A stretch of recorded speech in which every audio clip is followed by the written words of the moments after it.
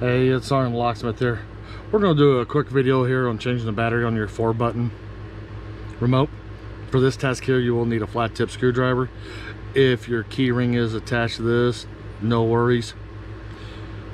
You can use that for your advantage. On the back of the remote, you'll notice you have a little tab. That is to release your emergency key. Go ahead and pull your emergency key blade out and set it to the side. If your key ring's attached, all the better. Now, if you look in the remote, you'll have this little indentation here, a little indentation here. This is where a smaller flat tip comes into play. Go ahead and put your flat tip screwdriver in there. Go ahead and twist it. Come over to the other and go and twist here, because all you want it to do is unsnap on the other side. Notice we have a little gap. If you've got a fingernail, put your fingernail in there.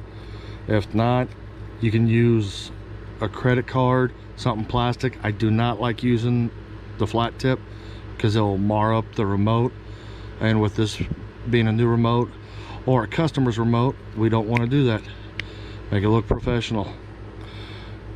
Go ahead, split the two halves open. Notice the battery's right here. You have a little indentation on the top of it. That's where you want to put your little flat tip under there.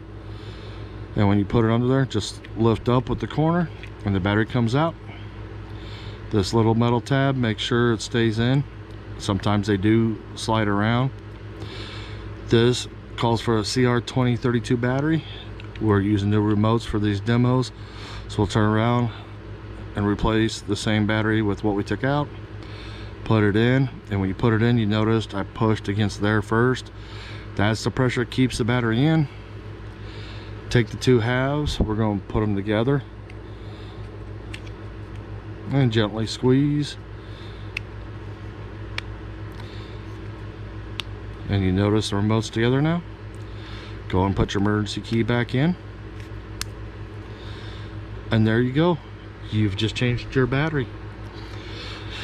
Thanks again for watching SgtLocksmith.